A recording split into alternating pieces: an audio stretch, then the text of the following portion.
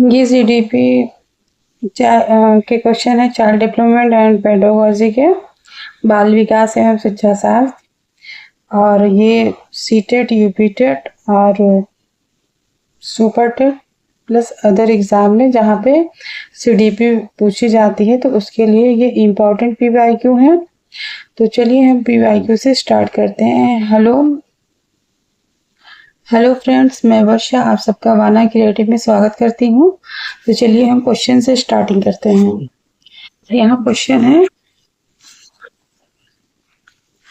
Thorndike का सिद्धांत निम्न में से कौन सी श्रेणी में आता है?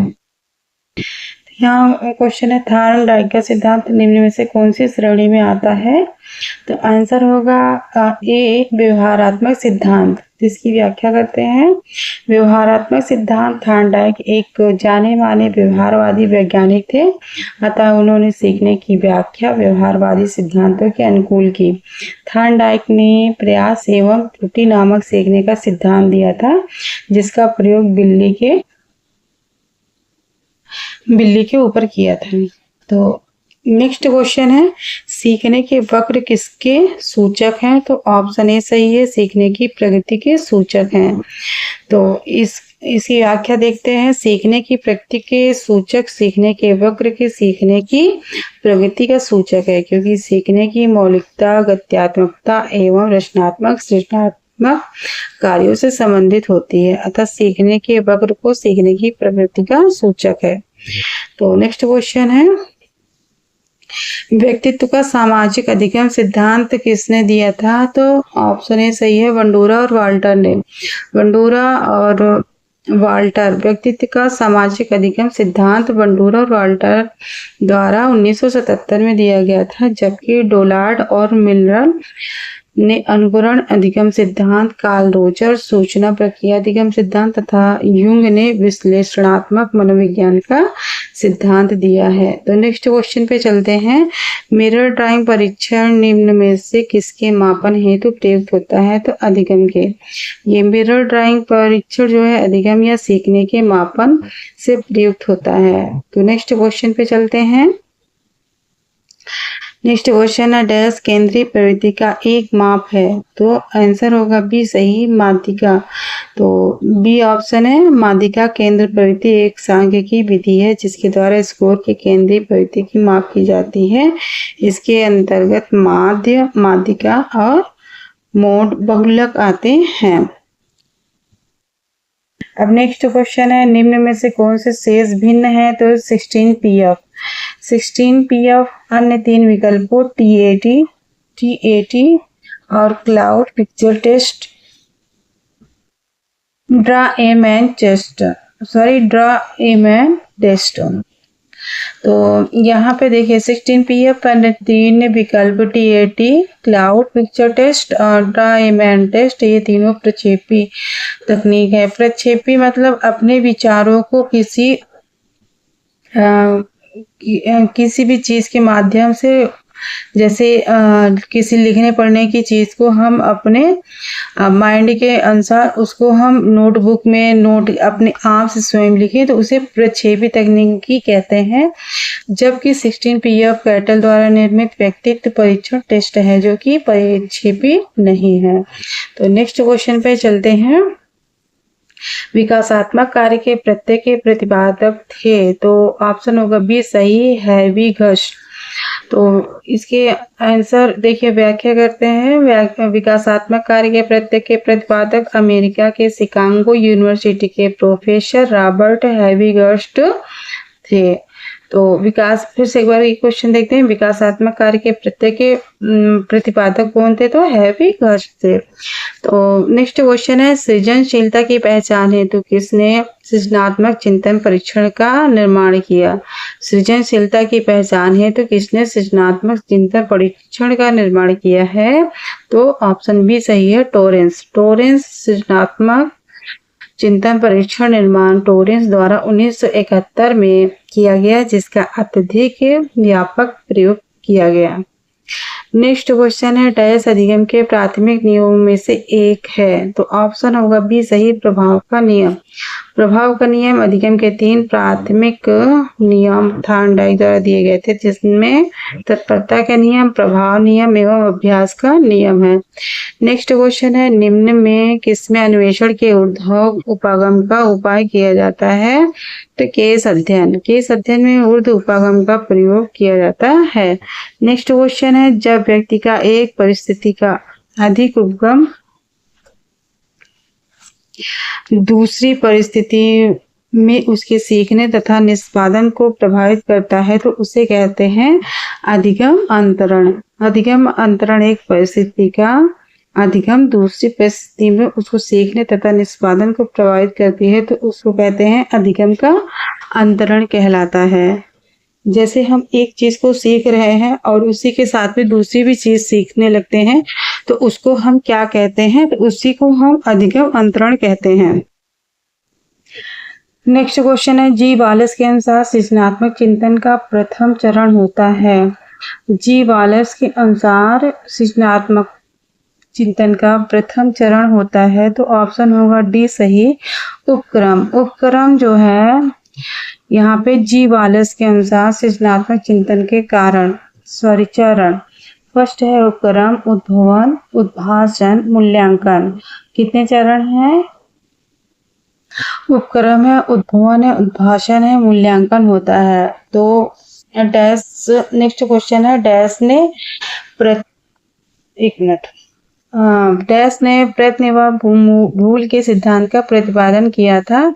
तो किसने किया था? तो ऑप्शन होगा सी सही, यहाँ पर थॉर्नडाइक ने अधिगम के प्रयास व भूल सिद्धांत का प्रतिपादन 1898 ईस्वी में किया। यह प्रयोग बिल्ली पर था, जबकि पावलोव ने अधिगम के क्लासिकल अनुबंधन सिद्धांत, पीटर हेगार्टी ने सामाजिक मनोविज्ञान के संज्ञानात्मक का सिद्धांत दिया। तो नेक्स्ट क्वेश्चन पे चलते हैं। व्यक्तित्व व्यक्ति के अंतर्गत उन मनोशारीरिक गुणों का गतिशील संगठन है जो पर्यावरण में उसके अपूर्व समायोजन को निर्धारित करते हैं। उक्त परिभाषा देने वाले हैं तो ऑप्शन सी सही है, G.W.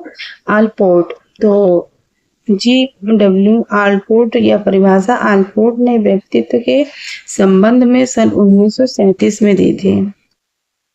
नेक्स्ट क्वेश्चन है, सीखने में पलायन आधारित है तो ऑप्शन बी सही है, नकारात्मक पुनर्बलन। इसकी व्याख्या करते हैं। सीखने में पलायन नकारात्मक पुनर्बलन पर आधारित है। उदाहरण, यदि विद्यालय में बच्चों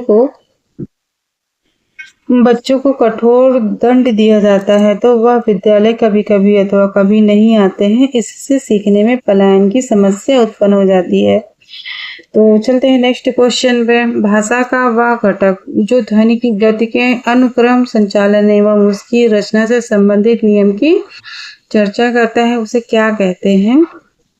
तो ऑप्शन सी सही है, स्वर विज्ञान। तो इसकी व्याख्या करते हैं। भाषा का वह घटक जो ध्वनि की गति के अनुक्रम, संचालन एवं उसकी रचना से संबंधित नियम की चर्चा करता है उसे स्वर विज्ञान कहते हैं। तो नेक्स्ट क्वेश्चन है, वुडवर्थ के अनुसार स्मृति का आयाम नहीं है। तो यहाँ पे ऑप्शन डी सही है, तर्क करना।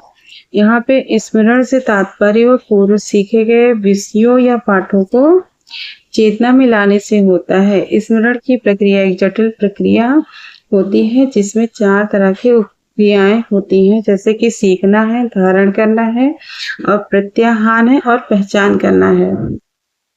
नेक्स्ट क्वेश्चन है, टीएटी डैश द्वारा बनाया गया था। तो टीएटी,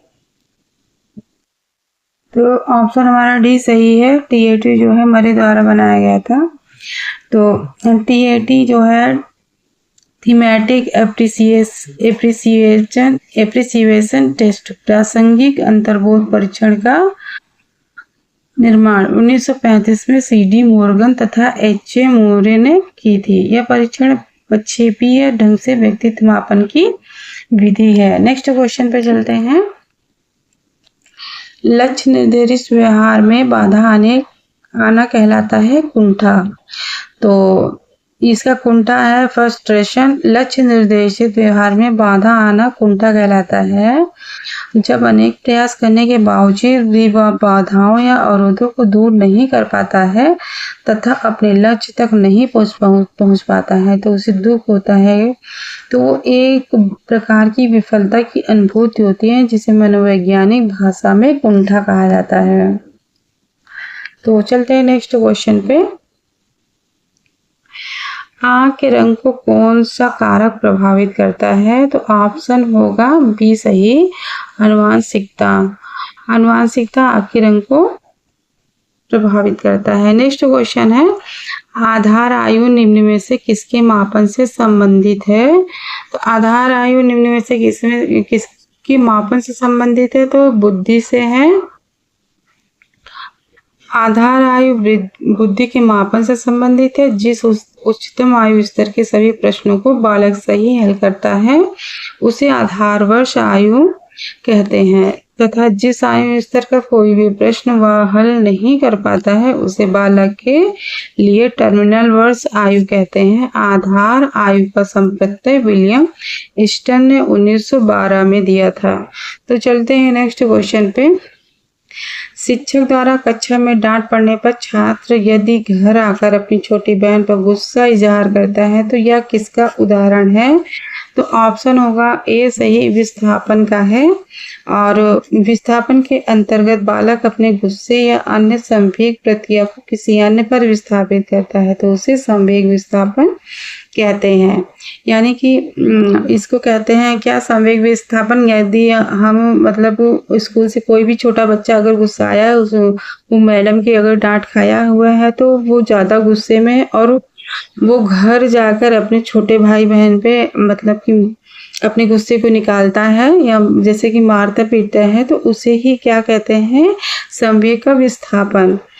नेक्स्ट क्वेश्चन पे चलते हैं। निम्न में कौन सीखने के गेस्टाल्ट सिद्धांत से संबंधित है? तो ये निम्न में से कौन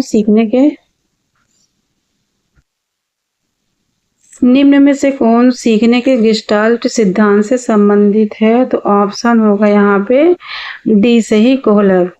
तो कोहलर एवं कोफा सीखने से गेस्टाल्ट सिद्धांत के अंतर्गत आते हैं जिन्हें सूचकांक सिद्धांत का प्रतिपादन किया गया है। Inside theory of learning.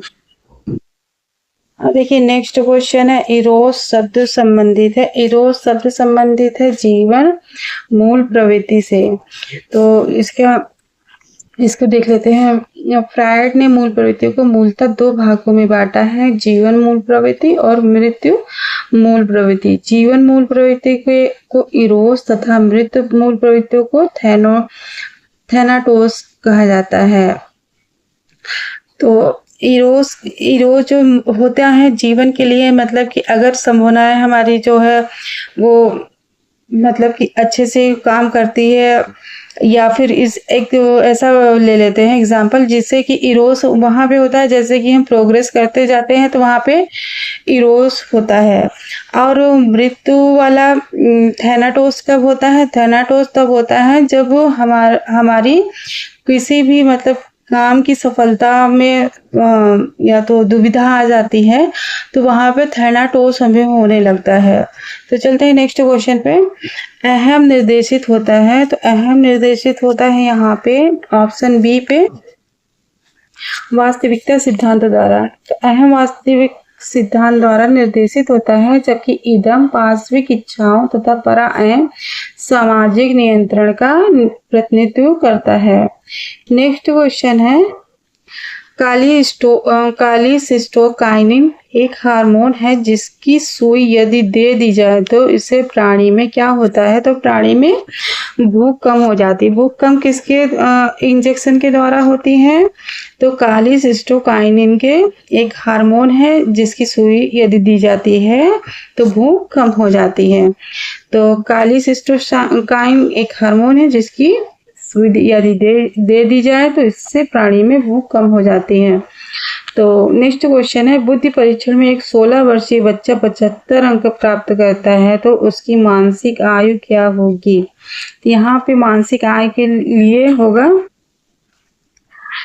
यहाँ पे बुद्धिलब्धि बराबर या IQ इक्वल MA/CA मल्टीप्लाई 100 है ना। तो इसको सॉल्व कर लिया जाएगा। तो चलते हैं नेक्स्ट क्वेश्चन पे। अब देखिए केंद्रीय तंत्रिका तंत्र में होते हैं, केंद्रीय तंत्रिका तंत्र में मस्तिष्क तथा मेरुदंड होते हैं।